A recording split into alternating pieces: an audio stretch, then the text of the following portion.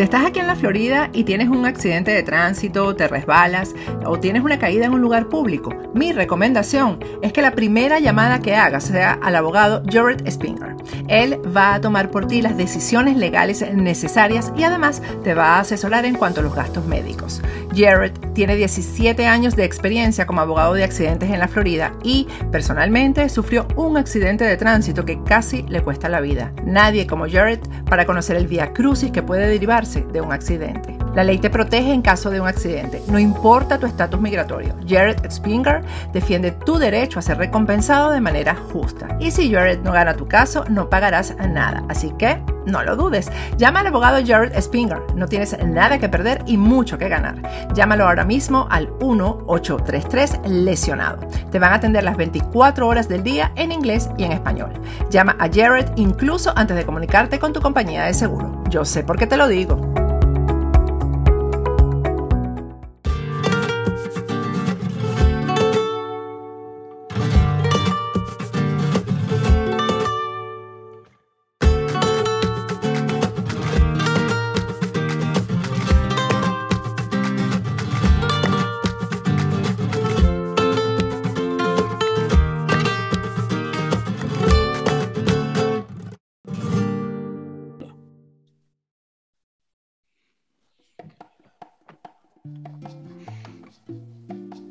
Buenos días, amigos y amigas de Café de Economía. En este último domingo, que podemos decir que de una u otra manera vamos a tener un horario de verano, aunque ya estamos muy metidos en el otoño, vamos a empezar a nuestro programa con nuestros invitados de siempre, con Alicia García, que es la portavoz de Asuntos Sociales en el Congreso por parte del Partido Popular, también Víctor Píriz, que es el portavoz de Presupuestos en el Congreso. Por otro lado, también tenemos a José Vicente Mari, que es el portavoz de Presupuestos en el Senado, y a lo largo de este debate se nos incorporará Miguel Ángel Paniagua, porque corriendo está a puntito de llegar a casa, necesita respirar 2 segunditos y de manera inmediata se incorporará a hablar de algo interesante. Como vosotros habéis podido comprobar, las últimas semanas hemos hablado de los presupuestos generales del Estado y a la conclusión que hemos llegado es que son unos presupuestos generales que no se ajustan a las necesidades de España. ¿Por qué? Porque los presupuestos generales del Estado que nos ha planteado el Gobierno pues son los presupuestos irreales que no afrontan la verdadera necesidad y problemática que tiene nuestro país, y por otra parte que tampoco atienden a un hecho importante y decisivo en todo lo que puede ser una política económica, como es el aspecto de la inflación.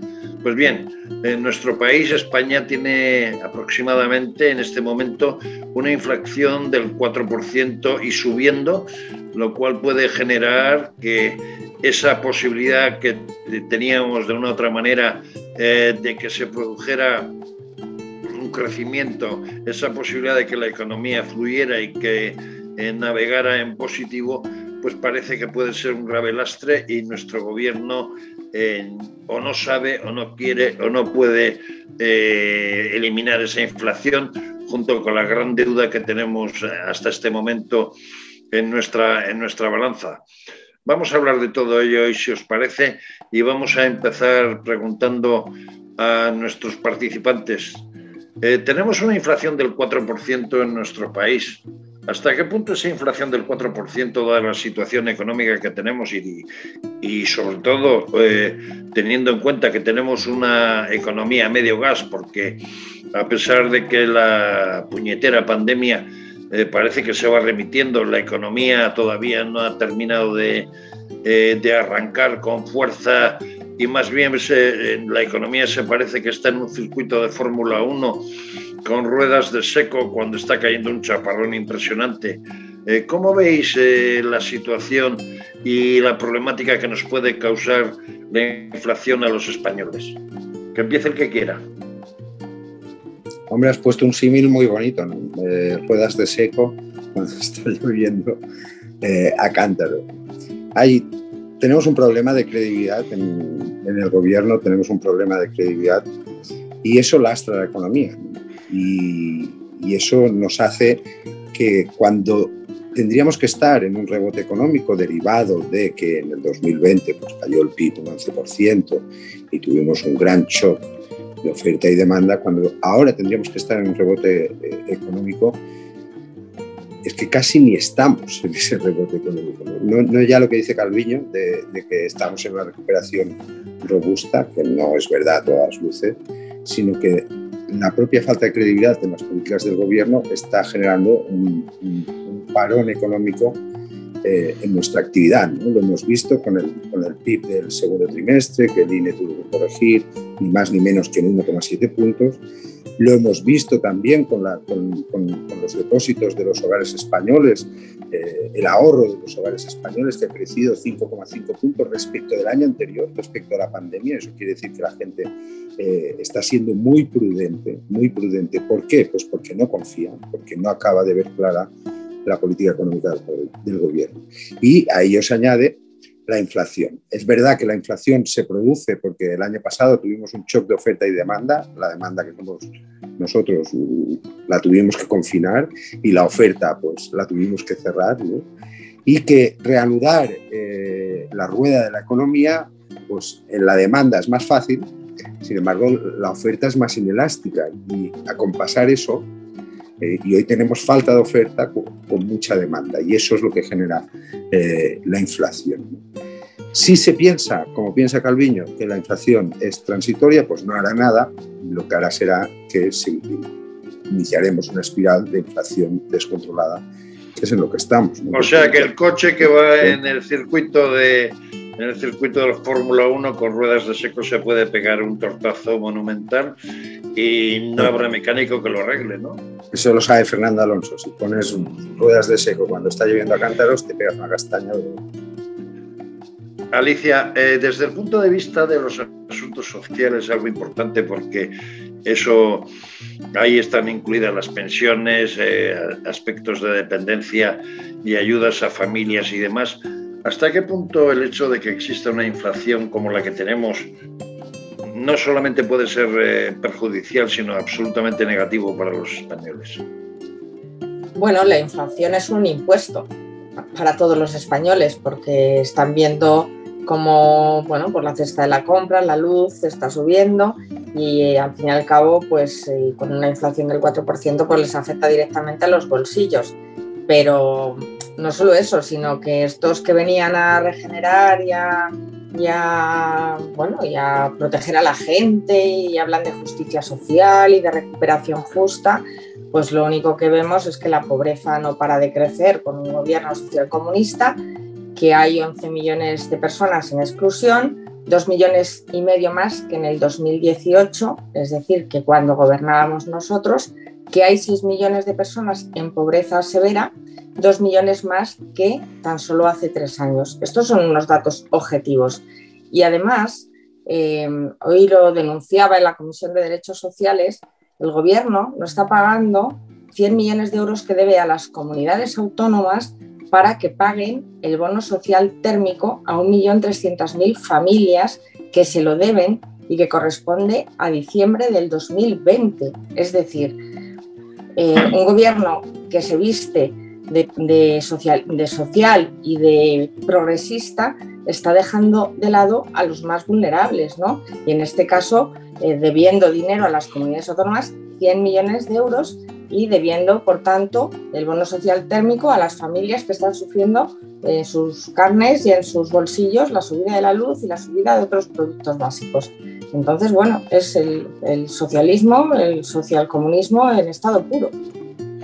Víctor, de alguna u otra manera, las políticas que el gobierno pretende implantar desde el punto de vista económico con estos presupuestos generales, pues a la gente le asusta porque ve que los costes suben por todos lados, que sube la vida, que de una u otra forma, si ya tenemos una inflación alta derivada de la causa de la pandemia y de la economía está casi ralentizada, pues las perspectivas de futuro no son nada buenas.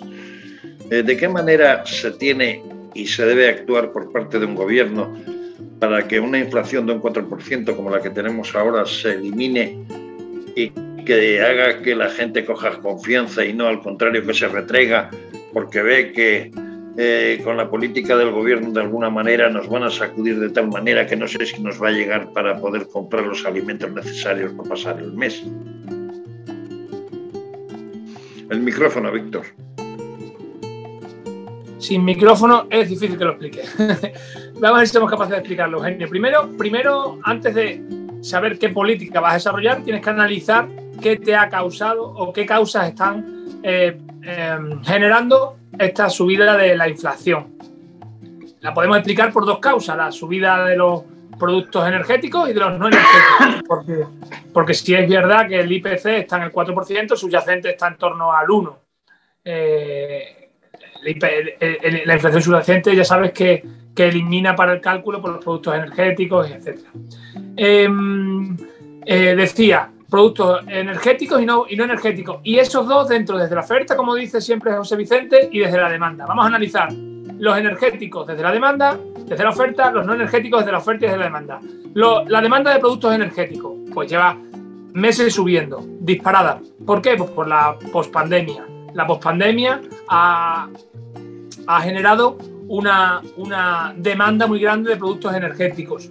¿Se va a frenar? Bueno, la previsión es que se frene, porque la economía china después de la pandemia explotó, quiero decir, al alza, ya se está moderando, eso moderará el consumo energético. La oferta energética, culpa y exclusivamente del gobierno socialcomunista. Ellos han abandonado la oferta energética, la están reduciendo, han abandonado la energía nuclear como una alternativa. Estamos apostando por un tipo de energía que está muy bien, pero que nos reduce esa oferta energética. Los productos no energéticos. El PMI de España nos dice que estamos en 60 puntos cuando Europa está en el 59. O sea, el lógico rebote post-COVID se ha producido y la demanda de productos no energéticos está en la media europea. La oferta de productos no energéticos. Bueno, pues ya sabemos cómo están las cadenas de valor globales y los problemas que estamos teniendo, pues por ejemplo con la crisis de los semiconductores, etcétera, etcétera. Por tanto, de eso quería preguntaros un poco también. Bueno, pero últimamente, para acabar el análisis, sí. Es que para acabar el análisis, concluimos. ¿Es estructural o no es estructural? Quiero decir, ¿es coyuntural o no es coyuntural la inflación? Bueno, si decimos que es coyuntural, que lo es, el problema es que no lo sea. El problema es que no lo sea y que las decisiones que se tomen no sean las correctas para una crisis estructural, porque la inflación podría moderarse con subidas de tipo de interés agresivos y con un coste social y un coste presupuestario y un impacto sobre la desigualdad muy alto. Entonces, lo que hay que definir claramente si es estructural o es coyuntural. Es lo que era mi reflexión un poco para los que nos estén viendo, que entiendan un poco en qué marco nos estamos moviendo. Bueno, ¿y qué es? ¿Coyuntural o estructural? Da la sensación de que puede ser coyuntural y convertirse en estructural tal y como llevamos el camino que llevamos en España, ¿no? Sí, los bancos centrales piensan que es coyuntural, por eso están actuando como están actuando. José Vicente y yo pensamos y seguramente Alicia pensamos que es coyuntural, pero tenemos serios riesgos de que estas dos variables analizadas de la oferta y la demanda no funcionen como he dicho y que se conviertan en estructural. Entonces sí tenemos un problema si los tipos de interés suben. Ya advirtió, pero también es verdad que el presidente de la Reserva Federal ya advirtió hace 10 días que le preocupaba. O sea, hasta entonces había mantenido que la inflación era transitoria, pero ya hace 10 días ya empezó a dar signos de preocupación. Y lo que es evidente es que cuando uno entra en una espiral inflacionaria, no sabes cómo acaba. Y normalmente acaba mal. Acaba haciendo un ajuste, como acaba de explicar Víctor, que es demasiado dañino para la economía tener que hacer ese ajuste. ¿Y por qué no actúan el Banco Central Europeo y baja o sube los tipos de interés? Porque en una situación así quizá debería de actuar, ¿no? No sé, tengo la sensación de que no está haciendo lo que debería. Se está hablando de que el Banco Central Europeo, de una manera más o menos cercana, podría haberse obligado a subir los tipos de interés para intentar evitar... Perdón. Sí. No, decía que se habla de la inminente subida de tipos de interés también en Europa, ¿no? Bueno, se ha impuesto en esta crisis una determinada teoría y es que había que hacer una política expansiva de demanda, de inyectar mucho dinero público, y los bancos centrales han apostado también por eso, inundar el mercado de liquidez, ¿no? Esto está bien, seguramente, como primera respuesta a la crisis, pero hay que saber cómo se sale de ahí, porque lo que no puedes tener es a la economía con anfetaminas permanentemente, ¿no? Conectada a la manguera de la liquidez permanentemente, porque eso genera muchos más problemas que no soluciones, ¿no? Pero bueno, y es verdad que el Banco Central Europeo es aún, así como el de la Reserva Federal ya ha ido viéndole las orejas al lobo, ¿no? Lagarde aún no ha reaccionado en ese sentido, ¿no? Yo creo que la previsión de subida de tipos es para el primer trimestre de 2022 y bueno, veremos si se puede adelantar un poquitín a final de año. Y desde el BCE, Eugenio, el BCE ha optado o ha previsto un 2% de inflación, que ya estamos hablando de una cifra realmente seria para lo que estaba pasando en Europa, y ya es un indicativo de por dónde van. Yo creo que aquí también juegan las variables políticas. Draghi es el presidente de un país que junto con España son los más endeudados y los más perjudicados por una previsible subida de tipos en este momento. Bueno, pues ya tampoco sé si Lagarde con Draghi. Bueno, yo creo que hay unos factores políticos dentro de este tipo de decisiones que se nos escapan a nosotros también dentro de lo que es la toma de decisiones del Banco Central Europeo. Lo que sí es clave es que su propia definición es importante, porque la inflación pues te condiciona todo, te condiciona el valor de las inversiones, te condiciona absolutamente todo, y tenemos que tener unas reglas de juego o una norma cuanto antes definidas por el BCE, a ver por dónde va a estar. Supongámonos que en España sube, o sea, que en Europa suben los tipos de interés. ¿Cuál sería la situación de España? La situación de España precaria, ¿no? Porque una subida de tipos de interés con el endeudamiento público que tenemos puede ser muy comprometedora, ¿no? Desde el punto de vista de las finanzas públicas, porque tendrás que enviar muchos recursos al servicio de la deuda, ¿no? Creo que se decía estos días que un incremento de 1 punto en tipos de interés son 12.000 millones de euros. Y eso es muy complicado de gestionar. Por lo tanto, hemos de cruzar los dedos. Bueno, iba a confiar en que el gobierno trabajara bien la situación. No confío mucho, esa es la verdad, ¿no? Pero hay que hacer las reformas estructurales en nuestra economía, hay que generar crecimiento, hay que generar empleo. Es la única manera de salir de esta situación. Bueno, y una subida de tipos también afecta directamente, además de a las administraciones, a las familias, a las pequeñas y medianas empresas, a los autónomos que tienen a lo mejor créditos o tienen, y si lo tienen a tipo variable, pues directamente les va a afectar, lógicamente, en su poder adquisitivo y a lo mejor pues tiene consecuencias serias, ¿no? Aparte de que no sé la prima de riesgo, cómo responderá a una subida de tipos también, ¿no? Pero la actual situación de España, y dado el grado de inflación que tenemos, podría llevar a obligarnos a pedir algún otro tipo de ayuda adicional a la Unión Europea. Es decir, si no tomamos las medidas necesarias y tenemos un gobierno que de una u otra forma no le da importancia a la inflación y se dedica a subir impuestos, eso asusta a la sociedad de alguna otra forma y no se genera inversión. ¿Eso nos podría dar lugar a tener que pedir un rescate a un plazo medio? Bueno, a ver, nosotros primero tenemos que hacer los deberes, Eugenio. En España tenemos que hacer los deberes. Aquí tenemos una ley de indexación que creo que tenemos que pensar qué hacemos con ella. Quiero decir, si empezamos a indexar de nuevo todas las variables presupuestarias al IPC, ya lo dijo Luis de Guindos hace unas semanas, esto va a generar, y se lo he escuchado alguna vez a José Vicente, esto va a generar un efecto rebote posterior porque empiezan a subir todos los bienes y servicios. Lo explica muy bien con el tendero con el frutero del barrio. Y es que es así. Si tú todos los gastos los indexas, a ti te cuesta más la luz, tú eso lo indexas y lo subes al precio de tu producto, etcétera, etcétera. Al final lo que era una inflación coyuntural la conviertes en estructural. Entonces tenemos un problema serio. Entonces nosotros dentro de España tenemos que tomar decisiones. Yo no sé si este gobierno está capacitado, es una pregunta retórica, para tomar este tipo de decisiones. ¿Y creéis que el gobierno está capacitado? Porque tú, Víctor, en un reciente artículo hablabas de la falta de credibilidad de la ministra Nadia Calviño, y por otra parte también parece que cuando Pedro Sánchez, por ejemplo, plantea la compra común de energía desde Europa para evitar que se produzcan altos costes de los productos energéticos, resulta que a Pedro Sánchez no le hacen caso. ¿Esto es un problema o qué es lo que podemos...?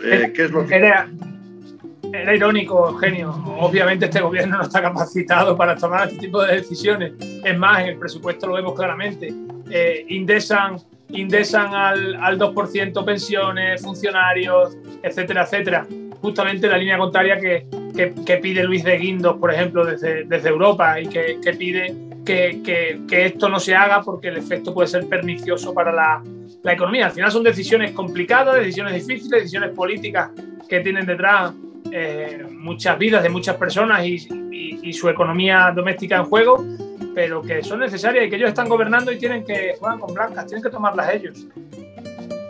Desde el punto de vista de la inflación coyuntural, ¿hasta qué punto está influyendo, por ejemplo, la situación de uno de los gigantes de China, que está generando incluso problemas de suministro a Europa y Estados Unidos, y sobre todo ese atasco importante que se está produciendo de barcos y demás en los distintos mares del mundo, que está generando que tanto el transporte marítimo como los productos estén subiendo de una forma brutal?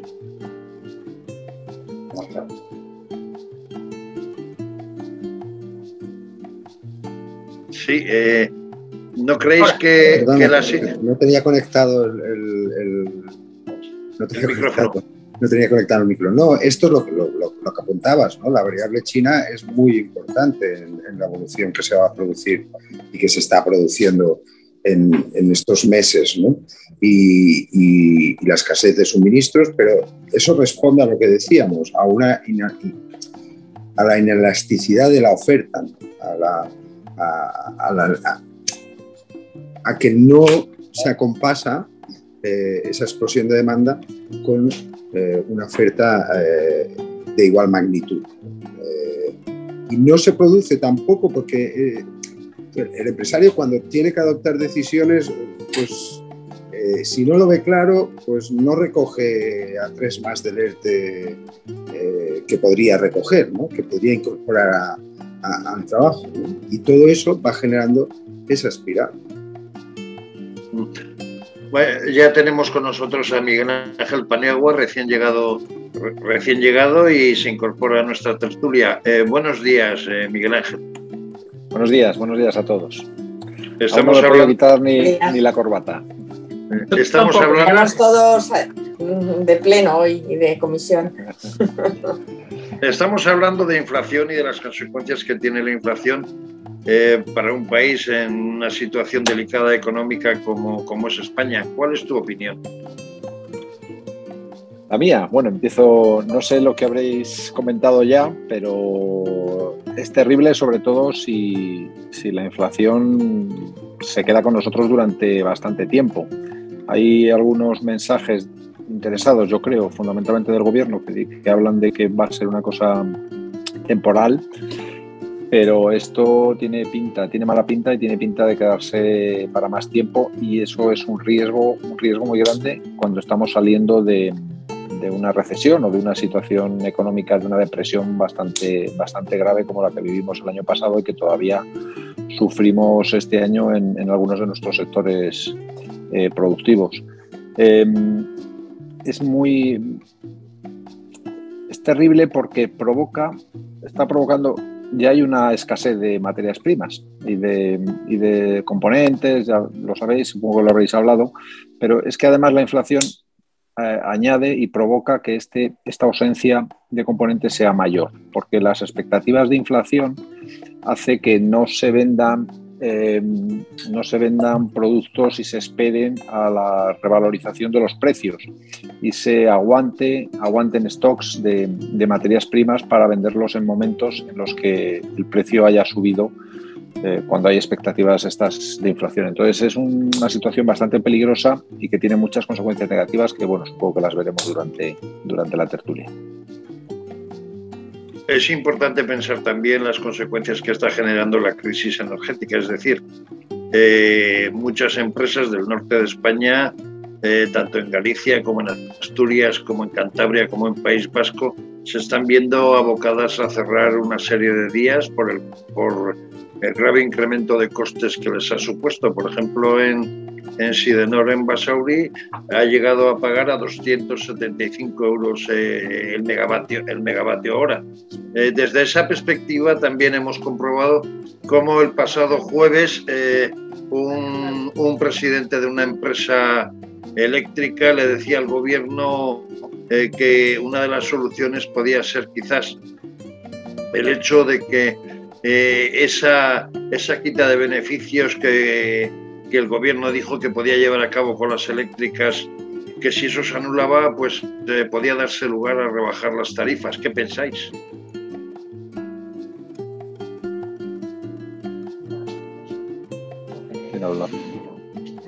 Estoy hablando concretamente de unas declaraciones hechas por el presidente de Iberdrola, en el que decía que ellos podrían comprometerse a no incrementar las tarifas de las empresas desde el punto de vista de que si el gobierno llevaba a cabo no esa quita, vamos a decir, de beneficios que anunció en su día, ¿no?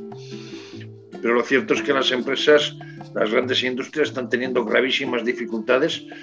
Se hablaba de empresas de alimentación que les había subido la factura de luz de una forma tremenda, y todo esto lógicamente genera graves problemas, ¿no?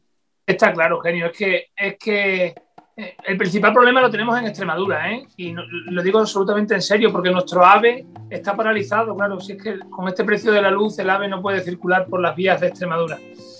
No, en serio, las empresas tienen un problema serio, un problema de competitividad muy serio, muy serio, muy serio. No puedes producir a pérdida, con la situación que ha pasado no puedes producir a pérdida, no te lo puedes plantear persistir con esa producción a pérdida, que sin duda lo habrán estado haciendo con esos costes energéticos durante estas últimas semanas, y eso va a producir problemas de oferta, va a producir pues los problemas laborales y los problemas en la vida de las personas también, en los empleados, etcétera, etcétera. Yo creo que esto es un problema serio. El coste de la luz aquí nos lo hemos tomado, o se lo ha tomado el gobierno como un poco a chufla en las primeras semanas que empezó a pasar esto, y esto empieza a ser un problema de primer nivel, no solo para las empresas, sino para los españoles, ¿eh? Los españoles empiezan a tener problemas serios para pagar su luz, la luz de su casa, y están viendo cómo hay un gobierno absolutamente incapaz de solucionarle los problemas. Hay un gobierno que se ha visto desbordado, que no es capaz que siempre tiene la culpa a otro. Primero la tuvo Putin, después, bueno, ya no sé por quién vamos, no sé si por Spinette o por quién, pero el caso es que todo el mundo tiene la culpa, menos el propio gobierno, que creo que es absolutamente incapaz. De hecho, esa solución... Eugenio, si queréis os pongo dos ejemplos para que veáis la importancia que tiene el precio de la energía, porque al final es uno de los costes, en algunos sectores, el más importante, de los costes productivos el más importante, lógicamente influye a posteriori en los precios. Tengo una empresa que conozco que se dedica al sector agroalimentario, que está fabricando por las noches, o sea, que está haciendo los turnos de noche exclusivamente para intentar ahorrar el coste energético. Eso supone un mayor coste de personal, pero bueno, eso al final, os digo, es empresa agroalimentaria, con lo cual eso influirá en el coste final de productos agroalimentarios. Y otro amigo mío que tiene concretamente una empresa de huevos me ha mandado estos días las facturas, la comparación de las facturas del año pasado, del 19, del 20 y del 21, y lo que ha ocurrido a partir de junio es terrible, la subida que tiene en los costes. ¿Qué va a pasar? ¿Qué va a hacer? Pues si no puede repercutir en los precios, tendrá que cerrar porque no podrá soportarlo. Y si repercute en los precios, pues seguirá ese proceso de inflación continuo, que es lo que es súper peligroso. Y si añadimos a eso los costes, por ejemplo, de los carburantes y demás, desde luego la situación es difícil, la perspectiva mala, ¿no? Sí, hay muchas empresas que, como decía Miguel Ángel, están por ser algo más competitivas, están al final teniendo que hacer turnos por las noches o los fines de semana, porque no soportan más el coste de producción por el precio de la luz. Y al final pues te das cuenta de que estas empresas van a tener que cerrar o despedir a gente. Lo decía el otro día, creo que era el secretario general, es que y se entiende muy bien, desde Basauri hasta Palos de la Frontera, hay empresas que están cerrando, que está afectando a todo el territorio español.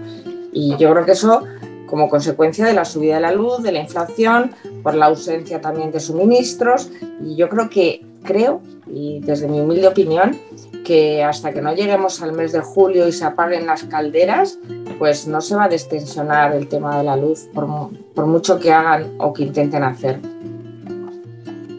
Otras consecuencias graves que tiene es que pensad que una empresa tiene firmado un contrato con un cliente para un año y de repente todos sus costes empiezan a subir y no puede mantener el precio. No puede repercutirlos. O rompe el contrato y pierde un cliente, o tiene que renegociar el precio y subir lógicamente el precio, y que el cliente a su vez pues lógicamente lo repercutirá en su producto, ¿no? en su precio también. Entonces, todas las consecuencias son todas muy negativas. Esto se tenía que haber atajado desde hace unos meses. Le hemos dado un plan para poder hacerlo. El gobierno no ha querido ir poniendo parches que no están solucionando absolutamente nada. Y esto genera un problema muy, muy importante para muchos de nuestros sectores productivos. Y desde el punto de vista de las comunidades autónomas, dado que hay 6 que llevan un determinado tipo de política económica y otras llevan otro tipo de política económica, y además el gobierno a la hora de generar inversiones, pues esas inversiones hacen que haya distinciones, porque por ejemplo Murcia no recibe un duro para el Mar Menor, Extremadura está reclamando el tren y no le llega, en Castilla y León hay otro tipo de peticiones que tampoco llegan, y Madrid pues parece que también tiene importantes problemas porque esa financiación que necesita recibir del gobierno no solo no le llega, sino que le discrimina con respecto, no vamos a decir que a otra región competidora, sino a otra región similar, como en este caso puede ser Cataluña, que recibe casi el doble de Madrid. De esta manera, ¿cómo se puede salir del problema de la inflación, del problema de que se vaya generando crecimiento y se vaya de alguna forma reactivando esta economía que está a medio gas o quizás maltrecha? El principal problema que tenemos es no darnos cuenta de la realidad. Sánchez está en su realidad paralela, en su día de vino y rosas, ¿no? Y esto es lo peor. Si se piensa que todo nos lo va a pagar Europa, no hay ningún problema. Si se piensa que en materia de deuda esto va a ser infinito, o sea, la inyección de liquidez de los bancos centrales va a ser infinito, si se piensa que la inflación es transitoria y por lo tanto no hay que preocuparse mucho, se están desconociendo todas las señales que se están produciendo en este momento y que obligan a reaccionar, que obligan a adoptar decisiones que nosotros ya hemos señalado, ¿no? Oiga, hay que hacer reformas estructurales en nuestra economía. Si usted no hace reformas, vamos a tener un problema. Y el crecimiento será lánguido, lastrado, como es el que estamos viendo estos meses, ¿no? Y generaremos aún mayores desequilibrios. Y esta es la cuestión. Y eso afecta a todo. Y afecta a todas las partidas del presupuesto, y afecta a la financiación que tengas que dar a las comunidades autónomas, y afecta a las políticas de transferencia que tengas que hacer en servicios sociales, afecta también a pensiones, evidentemente.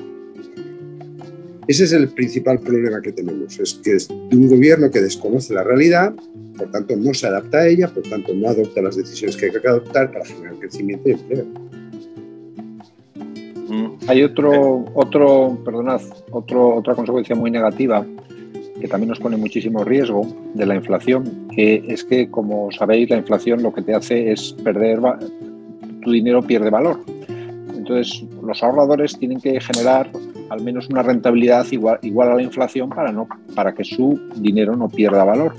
Eso va a exigir, en estos momentos que estamos con los tipos tan bajos, que los ahorradores y los grandes inversores exijan más rentabilidad por sus inversiones. Y es muy difícil que podamos mantener estos tipos tan bajos que tenemos en Europa durante mucho tiempo, porque llegará un momento en que no habrá nadie comprando nuestra deuda y no puede ser que el Banco Central Europeo compre toda la deuda que emiten todos los países europeos. Si los inversores y los ahorradores exigen más rentabilidad por su dinero porque la inflación se mantiene en porcentajes altos, al final los tipos subirán, y una subida de tipos en un momento en el que empezamos a crecer, puede lastrar todo el crecimiento económico. Sería muy dañino para muchísimas empresas que la única salida que han tenido de la pandemia ha sido endeudarse, porque no se les ha dado prácticamente nada de ayudas directas y lo único que se les ha facilitado es el endeudamiento, y en el momento en que empiecen a subir los tipos, muchas pasarán por muchísimos problemas y muchas familias. Una de las maneras que ha tenido España de salir de crisis anteriores ha sido focalizando mucho en el capítulo de la exportación, haciendo que nuestras empresas sean competitivas exportando y generando clientes, y con esos clientes generar riqueza. Estamos con la capacidad suficiente para estar fuertes en los mercados, o sea, para poder trabajar bien con Europa o bien con el Reino Unido, que además tenemos esa dificultad del Brexit. Mira, Eugenio, estos presupuestos hablan o marcan un 10% de crecimiento de exportaciones para el año que viene. ¿Se los cree alguien? Pues como el resto de variables macro que plantea este presupuesto. Con la situación actual de pérdida de competitividad de nuestros impuestos por ejemplo, por la subida del salario mínimo. Eso ya es un elemento que genera y que resta competitividad internacional a nuestras empresas. La pérdida de competitividad por el incremento de precios que se van a ver derivado por el incremento, por ejemplo, del factor energético o del combustible, de la inflación que se está dando en España. ¿Alguien se cree que vamos a incrementar un 10% las exportaciones con respecto a este año? Pues es complicado, es difícil. Ojalá, a mí no me gusta que nos digan que somos cenizos y que todo está mal. Ojalá nuestras empresas exportaran no el 10, sino el 50% más que el año pasado. Ojalá, porque al final son las empresas las que generan riqueza, son las empresas las que generan empleo y son las que mejor saben distribuir esa riqueza entre los españoles, la distribuyen entre sus empleados. Y es como debería de funcionar una economía de mercado pura y dura, pero bueno. Yo no quiero equivocarme, pero creo que y tú decías, Eugenio, que otras veces hemos salido. No, creo que la única vez, o de las pocas veces que hemos salido de la crisis a través de las exportaciones, fue la anterior. A eso me refería. Y eso fue muy positivo para nuestro crecimiento económico, y es lo que nos permitió hacer una política desde el Gobierno de la Nación, con Cristóbal Montoro y con Mariano Rajoy, y salimos tirando del sector exterior. Eso fue uno de los factores más positivos de aquella crisis, porque eso es lo que también nos permite dar mayor fortaleza a los fundamentos de la economía española, que hasta entonces pues tenían la pata del sector exterior muy, muy diezmada. Y siempre teníamos que salir vía consumo, vía demanda interna. Sí, pero en este caso ahora tenemos la problemática, por un lado, del turismo, porque el turismo no ha estado a la altura de las circunstancias debido a las restricciones del COVID. Por otra parte, tenemos dificultades para la exportación a los Estados Unidos. Tenemos, de alguna u otra forma, también dificultades por el Brexit. La verdad es que la situación se pone tremendamente complicada. Y claro, no, digo que es verdad que esta crisis afectaba directamente a uno de nuestros mayores componentes del sector exterior, que es el turismo, eso es así, ¿no? Pero también yo confío, porque creo que el turismo tiene un gran potencial en nuestro país. Yo confío que en la medida en que se vayan poniendo en marcha, nuevamente será el turismo el que aporte mucho crecimiento a nuestro país. Y desde el punto de vista, por ejemplo, de que el gobierno quiera entender que está subiendo el salario mínimo interprofesional, que está subiendo las pensiones y que está supuestamente llevando a cabo mejoras para las familias y demás, en realidad no está lastrando la economía con ese tipo de subidas, dada la situación en la que estamos. La del salario mínimo interprofesional, sobre todo por el procedimiento por el que se produce y por el ritmo al que se produce, ¿no? Es evidente que generamos crecimiento para generar empleo. Y cuando hemos generado empleo, lo que queremos es mejorar la calidad del empleo que creamos. Esto es así. Ahora, las cosas no se producen por decreto ley. Por el hecho de que el gobierno diga usted tiene que pagar 980 euros, podré, si no puedes, no los vas a pagar. Claro. Efectivamente. Y entonces, no, es que ¿usted emplearía a alguien más? Pues sí, pero me aguanto porque como tengo que pagar 980 en vez de 700 que podría pagar, ¿no? Pues este es el problema de la visión del gobierno, ¿no? Que se creen que vía decreto ley pues se puede moldear la realidad. Hombre, sí, puedes moldear un poco la realidad, pero no puedes no puedes sustituir la actividad económica por decretos ley. Así es. Y de alguna además, manera influyes exógenamente en la productividad de las empresas de forma radical, claro, porque alteras la libre competencia, alteras la libre decisión empresarial. Una empresa, como dices tú, José Vicente, podría contratar a lo mejor a una persona y 3 horas de otra, pues no lo hace. No lo hace porque no le cabe, no lo hace porque no es capaz, porque una variable exógena, como es una decisión vía decreto del gobierno, pues al final se lo impide. Al final estamos cercenando un poco a las empresas su capacidad de crecimiento. Y desde es que además pensad también que es que no solo que la situación se esté poniendo complicada por variables externas, sino que además es que este gobierno no está haciendo nada para solucionar los problemas de competitividad de la empresa española y además está poniendo más problemas. Pensad que ahora se está hablando de la nueva reforma laboral, de derogar la reforma laboral. Es que, ¿qué empresa va ahora a contratar sin saber qué es lo que va a ocurrir? ¿Qué exigencias o qué requisitos les va a poner el gobierno en esta nueva reforma que va a estar pactada con Unidas Podemos, con EH Bildu y con Esquerra Republicana? ¿Qué previsión de reforma laboral tenemos? ¿Nos aporta? ¿Qué seguridad jurídica? Es que todo lo que se está haciendo va en contra de las ganas que pueda tener una empresa de invertir, de crecer. Todo va en contra. Entonces, hoy salía, Miguel Ángel, hoy salía una noticia en prensa económica en la que se decía que, por ejemplo, recientemente Pedro Sánchez ha acudido a Estados Unidos y que se había reunido con importantes empresarios e inversores del sector inmobiliario, y ante la nueva ley de vivienda, pues este sector inmobiliario, sobre todo el inversor, se quedó un poco asustado y prácticamente pues se quería escapar de la posibilidad de en un futuro invertir en España. Pero parece ser que el mensaje que les quiere llegar desde el gobierno es el hecho de que esta ley no va a ser efectiva. Entonces, ¿para qué se está proponiendo esta ley si luego el gobierno les dice a los inversores que no se va a ejecutar, y por otra parte crea un debate social que lo único que genera es tensión, tanto económica como desde el punto de vista de la inversión? ¿Eso es comprensible? No, ¿y qué confianza genera cuando dices voy a hacer una ley pero no la voy a aplicar a un inversor? ¿Qué confianza estás generando? Es que es terrible. Es terrible. Y luego, ¿cómo mienten sin pudor? Alicia, sí, dale. Bueno, que el sector de la construcción además está altamente castigado porque van a subir los precios, porque están subiendo los precios de los suministros.